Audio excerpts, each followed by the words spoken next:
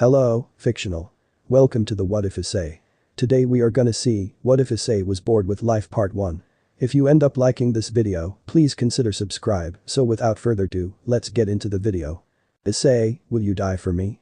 Amano Yuma asked into Essay's ear. She leaned back, expecting to see a confusing or stunned face from her date. To her disbelief, Essay looked at her, his head tilted, his face of pitying condescension. His face broken into a slight smile as he gradually stepped back away from her. I was wondering how long our little date would occur before you popped the question. A fitting place I might add, fallen angel. He said, his words stinging on condescension, as if an adult caught a child misbehaving.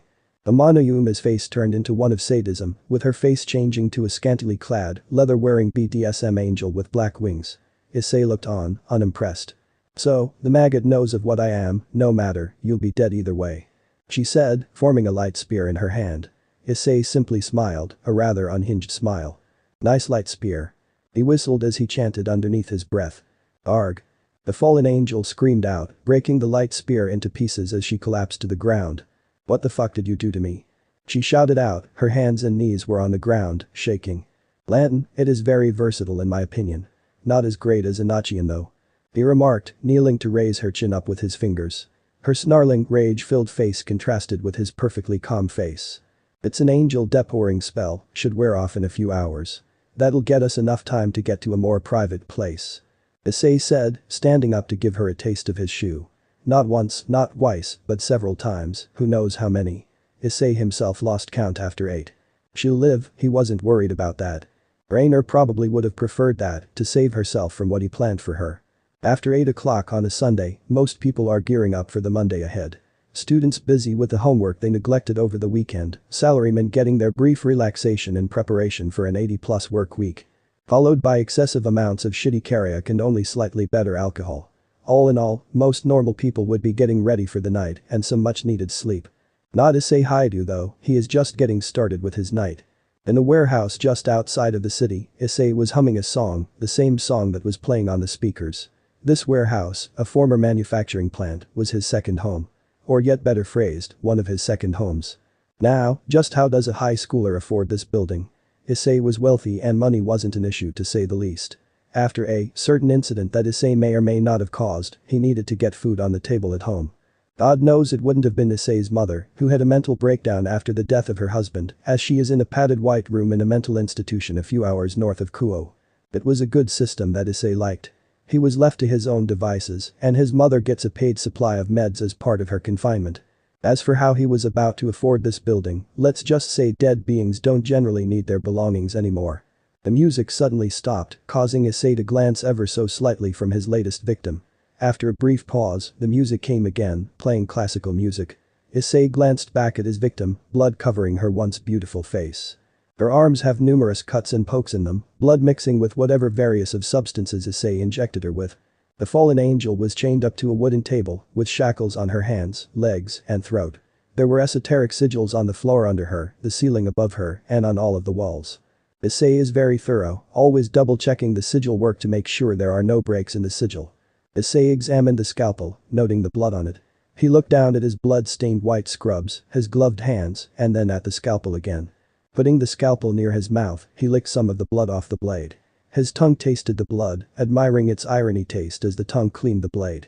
After cleaning the blade he used to sever her vocal cords, he put it down on the table with all the other ominous-looking tools that wouldn't be out of place in a surgery or torture room. Issei doesn't think of himself as a torturer, no, that sounds so crass. He prides himself on being a reverse surgeon instead. The fallen angel used this moment of respite to gather her will back. He hadn't asked her anything yet, but she wouldn't tell him anything regardless. She won't break under torture. You don't have anything I don't already know, Rainer. He remarked, his first words in over 4 hours. And yes, I am telepathic. Bit of a hassle if you ask me, always being able to hear people's deepest and darkest thoughts. Occasionally advantageous, hearing CEOs do insider training, but for every one of those, there are 10 of those kibble like me, or does this dress make my butt look big? That's tiresome very fast. He said, looking at a syringe filled with a strange purple liquid. Thankfully, I have selective hearing with that now, took a long time to train. A small smile came on his face as he flicked the syringe to get rid of the air bubbles. Oh, and your last comment that you won't break. We'll see about that. You know, they all say that. last fallen, geez, I forget his name already, but he said that he wouldn't break as well. It was quite cute I must say, but in the end, behind all of that bravado and arrogance, they all shatter. I push them to the abyss and there is no more rest for them, only more pain. He used his free hand to find an unused vein. Ah, this left vein works. He locked eyes with her, his eyes completely dead, while hers are filled with a flaming resolution, a show of strength. A small smile appeared back on his face at this. The record was 95 hours. Let's see if you can resist any longer. Not that I don't know, but it is just a game of wills. He shrugged his shoulders at her next thought. What can I say, even screams get boring to me. They start off as a symphony of sweet music, then they turn into a cacophony of nails on a chalkboard. He said in a soft voice, pushing the needle into her veins slowly. He fought back a smile as her eyes bulged out. If she could scream, she'd probably be able to wake the entire city. His wristwatch started to beep. Boy, where does the time go? It sure flies by when you are having fun, doesn't it?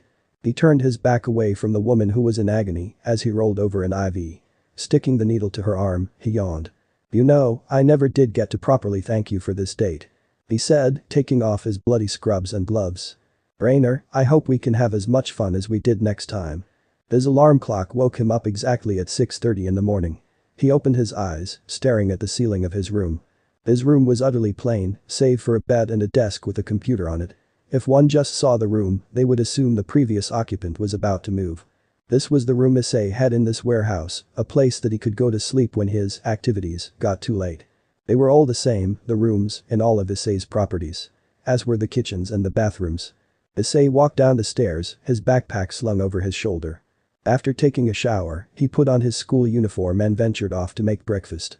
After glancing at the still-bound Rainer, he proceeded to make himself a quick sandwich for lunch and just some eggs for breakfast. Putting everything in his bag and washing the dishes, he walked up to Rainer, who was unconscious and leaned in her ear. There is a slow-acting poison in your body. It is known to kill your kind within 24 hours, so if your friends are coming, they better come soon. He said, pulling back and observing her. Turning around and heading towards the door with a key, he looks at her one last time. Now, you best behave yourself while I am at school. See you in a few hours. High school, the bane on most teenagers live. The place that they are mandated to go for at least 8 hours a day by the government, but more importantly, their parents. Many, especially in Japan, go in with the expectation of passing high school to get into a good college, finding a good job, and perhaps starting a family in the future. As such, there are many elite schools that can help students get into elite colleges, Kuo Academy being one of them. Issei Hyoudou is one of Kuo Academy's few male students since the integration from a previously all-female school. There were other schools that Issei looked into enrolling himself into, namely Kuo Central High School or Ishikawa High School, but Kuo was his number one choice. 3 main reasons for his decision to attend. Firstly, it was the closest out of all 3, a decision prompted by laziness more than anything. Secondly, they offered him a full scholarship due to his kendo skills, otherwise the tuition would have been obscene, even for someone with his finances. Third and most importantly, the 2 devil heiresses attended the school, Citri and Gremory. He knew of them, Ria's Gremory and Sona Citri, silently laughing at the arrogance of the Gremory girl. At least the Citri went by a different name in school. Not Ria's, who might as well have put up a giant sign saying, "Devil here," on her forehead. Is she really that arrogant in assuming no one reads the Ars Gotia? Now, he hasn't had any interactions with either of them, nor their peerages. His life was really simple, go to school, pretend to pay attention to the teachers rambling on in whatever class he was in, go to the roof to avoid people during lunch, go back to class for the rest of the day, and then head to the kendo club before heading home. Now, Issei wasn't a loner by any stretch of the imagination, as evident by a list generated by the girls of Kuo Academy. With Hyoudou being the prince of Kuo Academy, Issei was somehow named the Ronin of Kuo Academy and the second most popular male at the academy. That attracted a lot of female attention, and most of it was from the kendo club which he was a part of. Issei frankly loathed all the attention. While it was no problem for him to present a charming facade in school, most conversations that occur cause him to think of the most brutal way to kill the girls who got on his nerves the most, while smiling in their faces. And the thoughts, they were the worst. Such incoherent and utterly unimportant ramblings from hormonal teenage girls which he could never fully tune out. A lesser man would have been driven insane. Issei struggled to suppress the urge to murder everyone during the lecture on mathematics, in part due to his in-depth on this subject already, as well as the thoughts of his classmates. The silent buzzing sound from his phone alerted Issei that his trap has been set in motion. A small smile crept up on Issei's face. While he couldn't see what has happened live, he would see it when he gets some free time at home. 5 minutes earlier. So, this is the place. Alwerner asked the other two fallen angels. Yes, it was a weak pulse of energy, but I managed to follow it over here. Onasik said, looking grimly at the building in front of him. Now, there was nothing special about this warehouse that any human could see. That being said, the fallen angels outside saw that this building was covered in sigils hidden from the naked eye. Anachian. He said, tracing the outline of the sigil. Whoever has Raynor definitely knew what they were doing. The sigils hid the presence of an angel, as well as kept their power under control. The fallen angels couldn't remove the sigils themselves, but they don't need to. Exorcists. Break the sigils. Alwerner said, addressing the small group of a dozen or so exorcists assembled. The fallen angels pointed to the numerous sigils that needed to be broken, and with remarkable efficiency, the exorcists cut, scratched out, or painted over the sigils. Feeling the magic gone, the fallen angels kicked down the reinforced steel door and walked inside. There, in the middle of the room, they saw an unconscious Raynor. Got caught by an average human, huh? Onasik said, whistling while examining the inside of the warehouse. It was bare, with a small kitchen off to the side and a bathroom area near the back. There was a small set of stairs on the right side, but he could feel no one else in here. Check the rest of the place to make sure no one else is here. You 5. Onasik said, pointing at 5 random exorcists. Start destroying all the sigils you can see. The exorcists did as instructed, with half or so of the exorcists scurrying around the rest of the place, while the 5 hand-picked ones started carving out the sigils. Noticing the one on the ceiling, the exorcists took out their light guns and started shooting at the sigil. The bullet holes impacted the sigil, destroying its power. Shouldn't have underestimated him now, right? Middle teased, cutting the metal shackles with a light spear. Raynor slumped to the floor, causing the fallen angels to gather around her. Onasik crouched down and put a hand on her neck before standing back up. Save it, middled. We still need to find the boy that did this.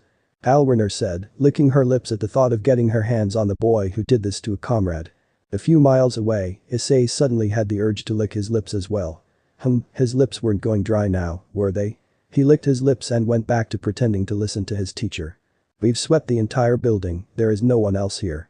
The exorcist said, reassembling in front of the fallen angels. Onasik gestured towards Raynor, and 2 exorcists scrambled to pick her up and support her. She's poisoned with something that is suppressing her natural defenses. Let's get her back. Onasik said, walking past the exorcists. Oh, if it only were that simple. The moment Onasik walked past a broken sigil on the floor, everyone in the building was forced to the ground. The first of Issei's many fail-safes were triggered after 1 minute of Raynor being released. The pressure was unbearable, preventing anyone from lifting their heads up. A high-pitched wailing sound piercing the ears of all, and since they couldn't cover their ears, their eardrums exploded. Water soon fell on them, burning all the fallen angels. The devil water was like an acid, rapidly disintegrating the skin of the fallen angels, as well as disrupting their healing factor. The humans weren't lucky, with the entire group being struck by devil lightning. The electric shock killed all of the exorcists and fallen by frying their internal organs, as well as causing third-degree burns. Issei's fail-safes had claimed another few lives. The souls of the exorcists don't go to heaven, no, not even close. Issei's fail-safe will make sure of it.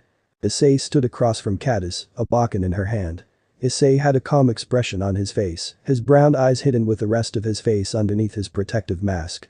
His posture was relaxed in anticipation of a strike as the two circled each other. Caddis lunged at him, the first move of the spar. Slow, so slow. Issei sidestepped her strike, knocking her sword out of the way with a simple upward thrust.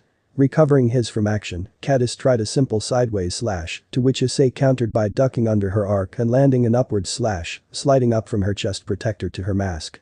Point. Murayama shouted from the sidelines. The two went back to their starting positions and bowed to each other. Issei removed his helmet and smiled at Caddis. Caddis, you've been improving, that strike was faster than before.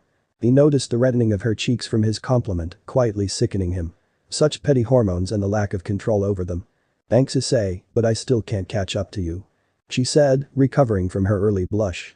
Issei was about to give a compliment he didn't believe in when he noticed a figure leaning against the wall. Ah, Kiba, how can I help you? Issei said, a smile still on his face. He could read the thoughts of Kiba, wanting to bring him to his master's lair like the good lapdog he is. That sweet smile hid all the dark secrets of Kiba's memories, but Issei read them as if they were in a book. He'd shake his head, but he wouldn't do that in front of Kiba, not yet anyways. Issei Hyoudou, President Riaz asked me to escort you to my club room. Are you available now? The smile on Kiba's face made Issei want to permanently staple his mouth shut. Issei knew it was coming, yet he didn't have a plan for this, a rarity for him. I would love to, but I have to check on a little pest problem at my home right now. Can this wait until tomorrow? Issei noticed a slight faltering of Kiba's smile, too fast for the average human to notice, but Issei noticed it just fine. Of course. Kiba's smile looked as if it had never moved an inch. Just please find me after classes tomorrow then. If you'll excuse me now, I have a thing to attend to. Issei said, excusing himself and heading home to check on his latest catch. Issei stared at the sparkling clean main room of his warehouse, a small smile visible on his otherwise blank face. There is a spell for nearly everything. Use these spells in conjunction with each other and the events seem to never have happened. The events being the cleaning up for all the water, clearing the burnt flesh smell, moving the bodies to the secret room, and the rebuilding of the door. If these magicians that originally made these spells could see the mundane purposes that their creations were being used for, they would have rolled over in their graves, seeing their powerful spells used in such a way. Issei sighed, his hands on his pockets. If only there was a rebuilding sigil spell, that would have made life a bit easier. Issei's eyes turned upwards. It is going to be a bitch to rebuild the sigil and place it back on the ceiling. Issei walked behind Hyoudou, a distance far enough to dodge anything that the devil would have been able to hit him with should he have chosen to, but not far enough to warrant suspicion. The two headed to the clubroom, a front for the activities of the occult research club. He knew of the devils in this area, narrowly missing them when he accidentally butchered one of their clients. In his defense, he didn't know that that woman was a client of them. Would it have mattered though? Probably not, Issei shrugged. Their thoughts were getting louder and louder with every step he took towards the clubroom. The mindless munching of sweets of Kaneko Taoju, hiding the Nekomata's tragic backstory, the perverted thoughts of Akeno Himejima covering up the pain of the loss of her mother.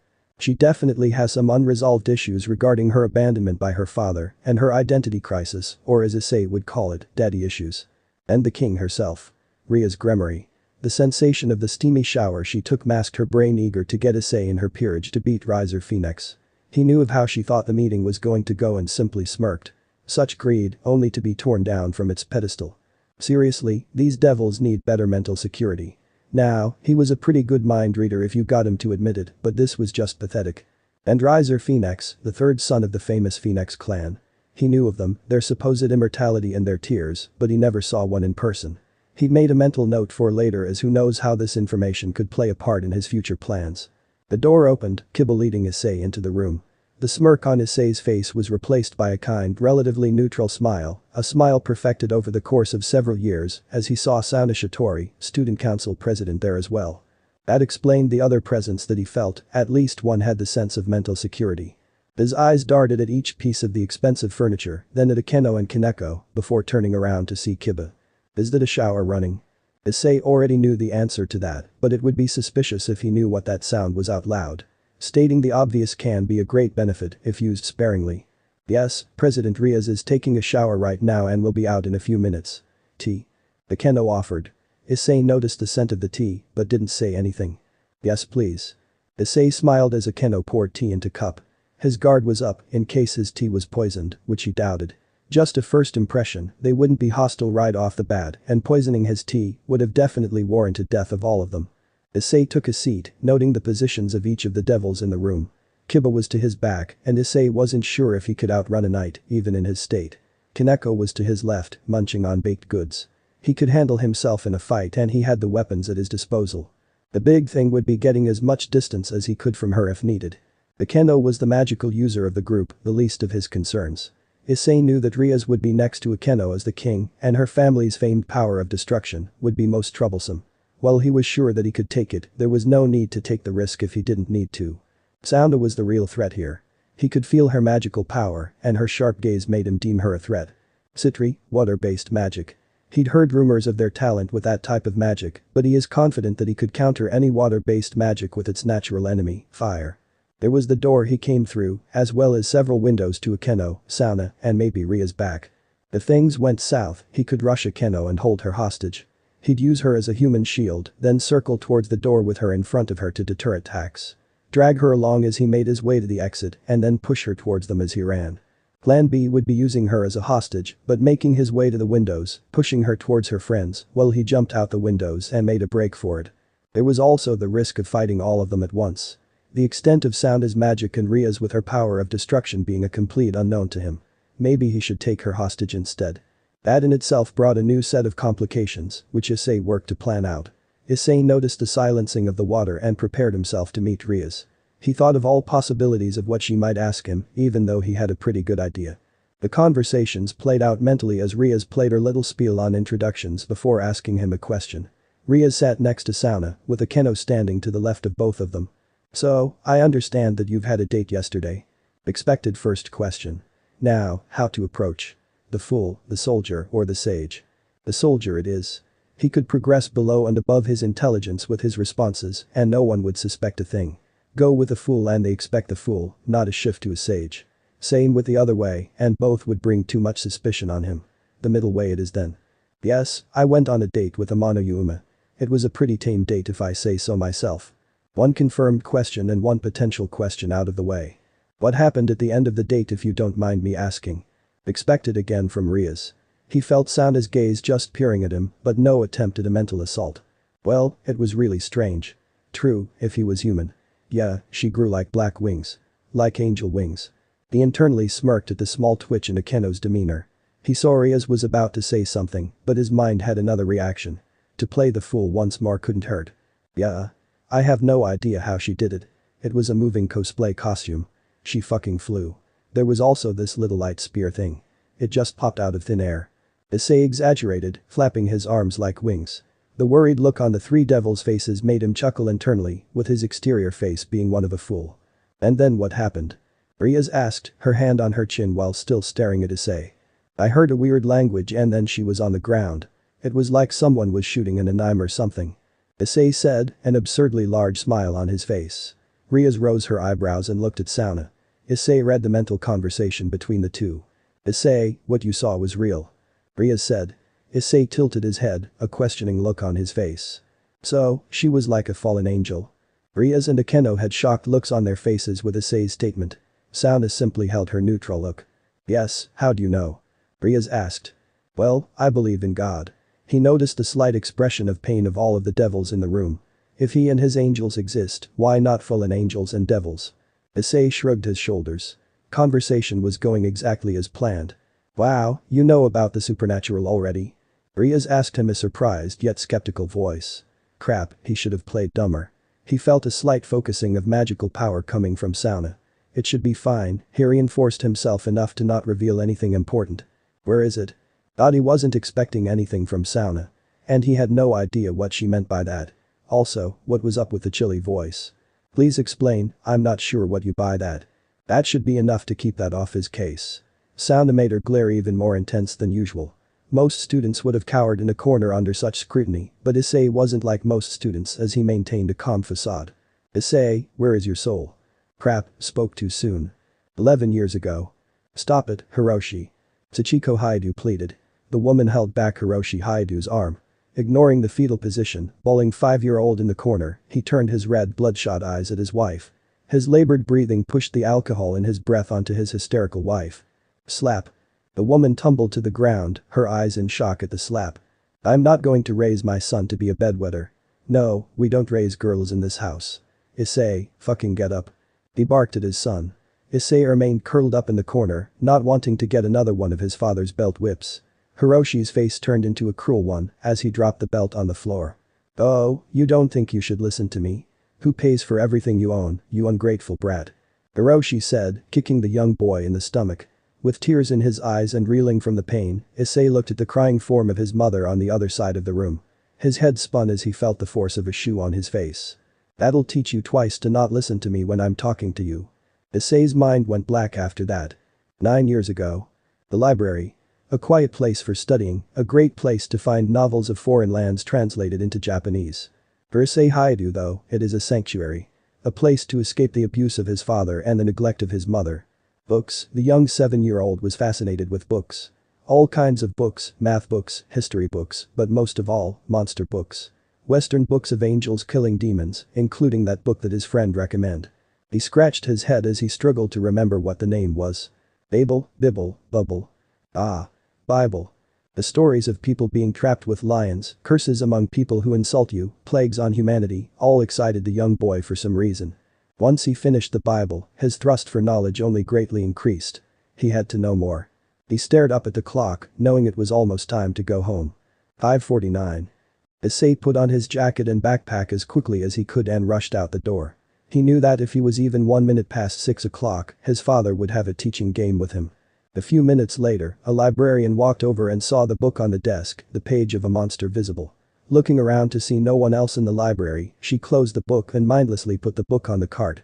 But the cart being full, she made her way past the row of shelves, putting back each of the books in their rightful place. As Issei's book was the last one, she put that book in the shelf and yawned. The Ars Gotia was back on its place in the shelf. 8 years ago. Things looked up, ever so briefly for Issei Hyoudou. His father had gotten a job and actually quit drinking for a while. He counted the days in his head of no drinks and no games that his father loved to play with him. Of course, all good things have to come to an end. And they do, with a bang.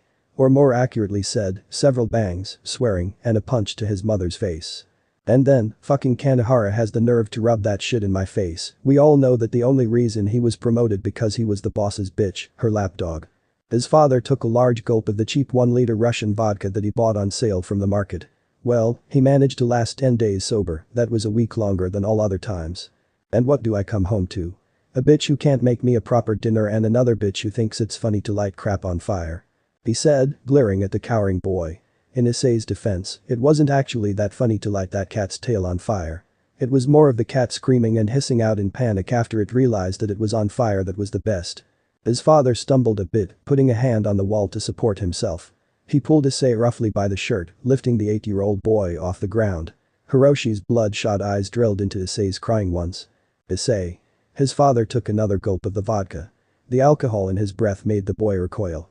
Hiroshi's face turned into a sadistic smirk, the true face of a monster in humanity. We're gonna have a nice long teaching game tomorrow, now that I'm out of a job and you not having school tomorrow. Hope you're ready. He unceremoniously dumped the boy into the floor, laughing as he stumbled away. 7 years ago. It finally happened. Issei Hyoudou snapped. Something deep inside him snapped, allowing the most primordial of crimes to whisper in the young boy's ear. Murder of a family member. The original sin. Tonight. Tonight was going to be the night. The night where everything changes. No more hurt, no more suffering, no more pain, no more teaching games. And tonight was the night that he changed. He was gonna do it. He looked down at the bowl and at the twitching ingredient on the ground. He was outside his house, in the backyard in the dead of night. It was unusually cold the last few days, causing Issei to curse his foolishness in not wearing a jacket. The cat finally stopped squirming, the last sounds of its body being a pathetic meow for help. Issei crunched and picked up the cat, letting the blood drain from the corpse into the bowl. Issei's eyes turned to the open book next to him, the Ars Gotia. Before all this, he debated which one to summon. There were 72 demons, but there were hundreds of summoning spells. Some of them had as much as 10 spells to summon them, while some had none. He favored Astaroth, Vapula, and Phoenix the most, but 2 of them had impossible to find ingredients for him, while the other didn't have a summon spell listed. There was the generic spell, which has the potential to summon any one of them, and summons the one who chooses to appear. And it was the simplest, blood of an animal, that's all it took. Use the blood to draw a sigil, say a few words, and that is it. He sighed as he dipped his finger in the blood and started to draw the sigil shown in the book on his notebook. It was a complicated sigil, though he is glad it wasn't anything as bad as Cameo's. Here goes nothing. Issei cleared his throat in preparation for the Latin. He wasn't confident in his ability to speak a language he taught himself the basics of 2 weeks ago, but steadied himself. Tenebris extra animum exiterit nascunter. Meanwhile in the underworld. Prigimus Yuval was bored. Everything was boring. No new wars, no mass instances of chaos. Peace was just boring to him. He perked up from his chair as his eyebrows rose. Strange. He mumbled to himself. I thought no one uses the generic one anymore. The smile crept up on his face. This sounds fun. Back on Earth. Issei blinked as the man, he was a man from what he could tell, appeared in front of him. The man was wearing a simple green bathrobe, slippers, and had a cup in his hand. The man was tall, much taller than the boy, being at least 2 meters tall. His gray hairs contrasted with the black night sky. You're not what I was expecting. Issei deadpanned as the man stretched. The man, he looked old, turned around and stared in the distance. Down here. Issei said, jumping up and flailing his arms. He could see the confusion on the man's face. The man crouched down, so that he was eye level with Issei. Say kid, aren't you a bit too young to be summoning devils? The old man joked, patting Issei on the head. Issei simply huffed. Devil? I got Lucifer. The old man closed his eyes in annoyance, but still had a pleasant smile on his face. No, you didn't get Lucifer. My name is Hyoudou. The boy simple nodded as he put a finger on his chin. Hyoudou. So you give women loving and make people friends. The devil chuckled. That was my ancestor.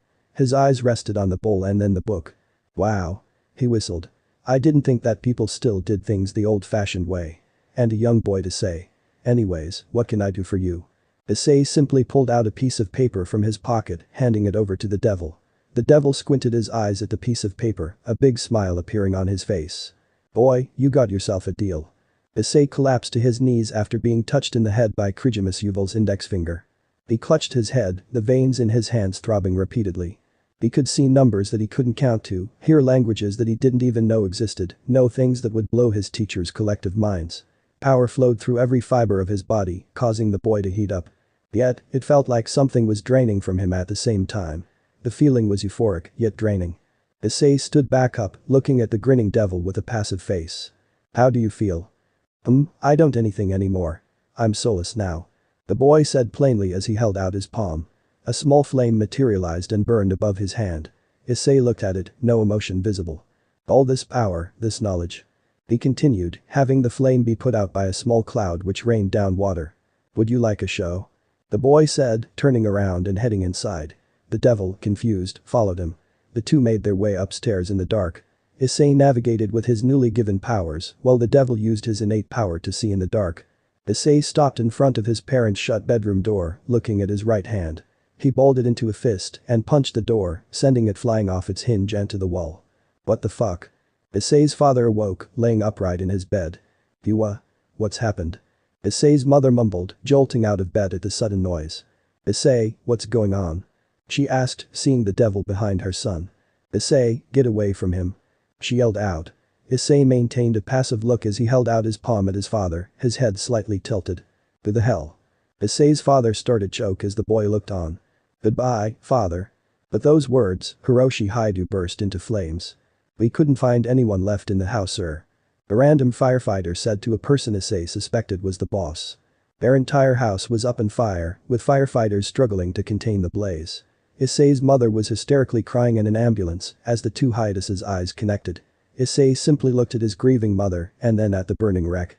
He pondered, trying to search for feelings, but found none. He asked himself what he would have done if he had a soul.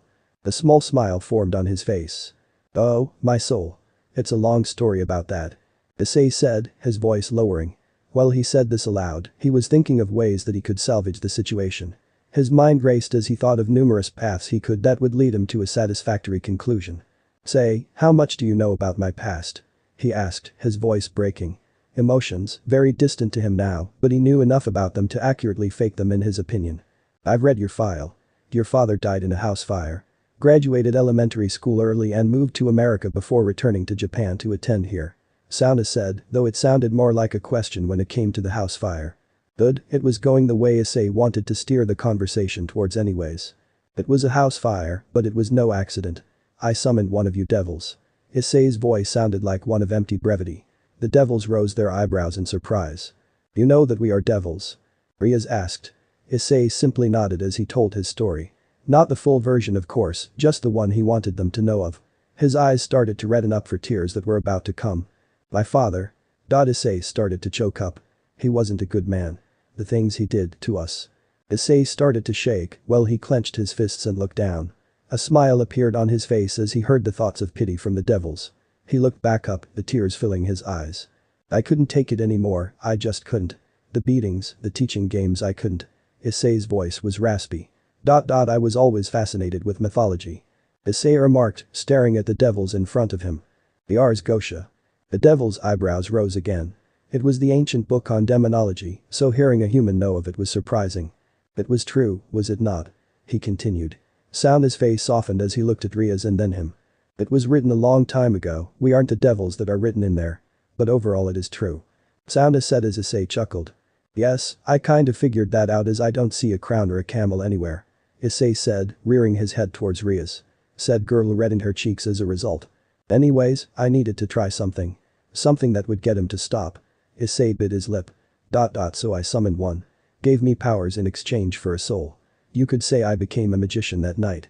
A magician and much more indeed. His voice softened. The devils in the room gasped, with mental thoughts flying between them. I didn't meant it to happen. Technically true, he didn't want his entire house to burn down. His death. He sniffled. Sorry, I don't talk about it much. Again, technically true. It's okay, you don't have to tell us if it is too painful. Ria said soothingly. Issei wiped away his crocodile tears and smiled at her. So, there you have it, I'm a magician without a soul. He smiled softly. Looking at their reactions of pity and understanding, he knew he fooled them. Suckers, they bought it. So you're a magician then? Riaz asked slowly. Issei nodded softly, but wanted to skin her alive for asking such a stupid question, given everything he just said. Why did you not tell us about yourself immediately, knowing what we are? Sauna asked. Well. Because it isn't my responsibility to identify myself to you, Issei thought as he imagined Sauna with a hole punched through her chest. I don't want to be involved in the supernatural. Technically true. Doesn't want to be involved when it isn't on his terms. Just want to live my life as a normal high school student. He smirked internally as the room became quiet for a while, mental thoughts flying between the two devil kings. His kind face made eye contact with Riaz, who looked at him with a gentle smile. Now, I know that you said you don't want to be involved in the supernatural, but do you want to make a pact with me? Well, not a peerage, but a pact offer. Issei mentally calculated the benefits of a pact with her. He could get some information on devil magic that was, for lack of a better word, very heavily guarded by the devils. Not a bad offer at all, but he isn't one for contracts. With all due respect, I must respectfully decline. Issei said as Riaz deflated. It's a good time to go on the offensive, a deal of his own. You're concerned about your marriage to Riser Phoenix, aren't you? How'd you know about that? Riaz asked, surprised that he would know something like that. While she was proposed to him at an earlier age, information about the marriage was only known between a few people. You just told me. Issei chuckled before his face became serious. Knowing you devils and the state you are in, political marriages aren't exactly a hard thing to guess. While I don't actively involve myself in the supernatural, I do keep tabs on the underworld. Looking at the underworld and its landscape, it was realistically a process of elimination of who would bring the family the most benefit while being relatively the same age as you.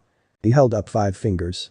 Sarah Ergbail, Diodora Asterith, Zephyr Glacial Boyas, Riser Phoenix, Ruval Phoenix. He stated. Sarah Erg's your cousin, and while family marriages are still a thing, I doubt your families would allow it. He put down his thumb. Ruval Phoenix is one of the most eligible bachelors in the underworld. More powerful and prominent women are throwing themselves at him, so you'd have no chance. He noticed Ria's frown as he put down his pinky. I doubt your family would let you marry a delinquent, so Glacial Boyas is out. Putting down his ring finger. There is nothing wrong with Diodora Asterith himself, save for his reported activities. He said, knowing that the Devil Kings knew exactly what he was talking about. Nun fetish came across to Issei as something relatively whimsical. No diversity of skillsets in a peerage to make it effective as a fighting force. Just something to get your dick wet. Issei had little respect for devils in general, but devils like Diodora who used a peerage for a harem were even lower for respect. If you need sex, just use a whore like everyone else. I doubt your family would allow something like that to tarnish your reputation of caring. But as a more pragmatic reason, I doubt Greater Devilkind would allow a fusion of 2 super devil families, taking power away from the nobility or something along those lines. Putting down his middle finger, leaving only his index finger up. That brings us to one Riser Phoenix, the 3rd Phoenix son. Arrogant, widely considered a playboy, and his peerage is probably a harem, but no other defects noticeable. He's won several rating games to my knowledge, and of course has Phoenix immortality. The spawn of Grimory Phoenix could very well be a powerful offspring, combining of Grimory magical talent and Bale power of destruction on your side, while Phoenix fire immortality and Citri water talent would obviously come from him. He looked at the awestruck face of Riaz and the passive face of Sauna. He could tell that they were surprised at his analysis of the situation. He smiled a bit at his complete and utter bullshit story that they bought. Anything I leave out? He joked as Ria's face became normal again. No, that was pretty much it. I don't want it though, but everyone tells me it is my duty. An outdated sense of duty perpetuated by the old guard I'd assume. Riaz nodded while sighing. I'd imagine it is going to be settled with a rating game. Yes, but we haven't even had one yet. Riaz exclaimed. Yes, and I do suppose that is where I could come in handy. He noticed a glimmer of hope in Ria's eyes. No, I won't become part of your peerage or make an official pact with you. But I can help you with strategy and magical training in exchange for some things. An unofficial deal, I don't want my name attached to anything. Really? she asked and he nodded. I do have terms though. Can't think of anything off the top of my head. I'd like to give it a few days, just so both of us can mull it over. Is that acceptable? Issei asked gently, even though he knew the answer. Of course. Thank you for helping. Rias beamed a big smile at him. Issei returned a smile and stood up. Thank you for having me. He turned to face Akeno. The tea was delicious. Without another word, Issei walked out of the clubroom. After walking for a few minutes outside of the forest where the clubroom was located, he abruptly stopped and turned around. His hands were in his pockets as he looked up at the setting sun. Idiots. Here. Issei said, sliding a piece of paper across the table to Rias. Rias took the piece of paper and read it over. Issei. She put the paper down on the table and stared at Issei. These books are very hard to find. That was the point. Out of the 10 books listed on the sheet of paper, only 2 of them were still in print, and 4 of them are known to be personal journals of famous devils. Issei simply looked at Rias, mentally facepalming. Yes, but you only have to find 5 of them. Using your connections shouldn't be too hard to locate any 5 of these books. A thought popped into Issei's head at this point. Say, isn't McGregor Mathers in your brother's peerage? That takes off 1 book. Issei said with a smile, irritated that he had to do some of the legwork for Rias. Besides, Issei said, cutting off Rias from speaking by raising up his palm. I don't need them permanently, just need for enough time to copy them down. You'll get your books back. Fine, I'll see what I can do. Rias said, glancing over the paper once again. Issei stood up and smiled. That is all I ask. He turned to leave before abruptly stopping and turning around. Wait a moment, we don't have ways to contact each other. He said, pulling out a slick black phone. Rias got the message and pulled out her phone as well, exchanging numbers shortly afterwards. Issei put his phone back in his pocket and turned around. I'll be waiting. He said with a wave. Issei was surprised, and that doesn't happen often. Rias Gremory came through with her deal, he never doubted that. What he doubted was how fast she got him the books he currently sees in front of him. He expected a week or so, but here he is in the occult research club room merely 2 days later. Rias was competent in his mind, a compliment that Issei rarely gives out. The Journal of Mephistopheles, The Circle of the Golden Dawn by McGregor Mathers, The Principles of Magic by Merlin, Schwarzenzauber by Rudiger Rosenkreutz, and From Valhalla to Ragnarok by Snorri Sturluson. If Issei didn't have utter control of his physical body, he would have jumped for joy and squealed like a little girl at the sight of all these books. Any one of these books would make a magician leap for joy, all of these books together would make them die from happiness. So, I see that you did it. Issei said, putting his hand on the book by Merlin, only to be stopped by Ria's hand. He sighed, remembering her entire peerage was here in the room with him. Of course, the deal. Let's see, he felt the magical reserves of Akeno and Rias to be insufficient for his liking, and they would be the main factors of his plan. I want you to issue Riser a challenge for a raiding game in a month. 30 days from Monday should enough for me to train you to your full potential and beat Riser. Set the location as a replica of Kuo Academy. Setting the time and place for a battle is a great advantage. I will issue the challenge immediately. Issei nodded. I assume our absence from school will not be noted by Sauna. Rias simply nodded while Akeno chuckled. Very good. I cannot imagine him turning down the challenge. Issei said, looking around the room. There is much work to be done, but I know I can help you. Issei said, as he put the books into his backpack. Rias, please contact me when the challenge is accepted. The rest of you, get some much needed rest and do not physically exert your body for the next few days. I need you to be in tip-top shape. Issei said as he put the last book into his bag. See you in a few days. Issei simply stared at the girl in front of him. A nun with golden blonde hair and doe-like green eyes. He could see up her dress, and if he was a perverted anime character, blood might have come pouring out of his nose due to the sight of panties. Issei was not such a person, simply staring at the girl with a blank expression. Normally he'd just ignore the sight and go back home, but he couldn't after reading the girl's thoughts and feeling her power. Twilight Healing, a rare sacred gear that is said to heal almost any injury instantaneously. He never saw it before and could not pass up the chance to profit now. Need help? He walked up with a smile. The girl spoke, causing Issei to slightly frown. She was speaking Italian. Not a problem, miss. My name is Issei Hyoudou. The girl's smile widened. You speak Italian, thank God. Issei simply nodded and looked at her curiously. Issei cast a passive spell on himself that allowed him to understand and speak any language with ease. I've learned a few words anyways, what is a nun like you doing here? He asked, thinking about the church in the area. I've been sent here from the church. Issei's mind recalled that the church was abandoned for some time. It would make sense that the fallen angels would take up residence that. They died though, but she didn't need to know that. Ah, the church hasn't been used in some time, miss. Sorry, I didn't catch your name. The girl became embarrassed. Issei knew of people who would call this girl Mo if they saw what he was seeing. My name is Asia Argento. Issei simply nodded. Miss Argento, I can show you the church later, but you must be hungry right now, flying from Italy to here. The Q, her stomach rumbled at Issei's words. Issei put on a reassuring smile.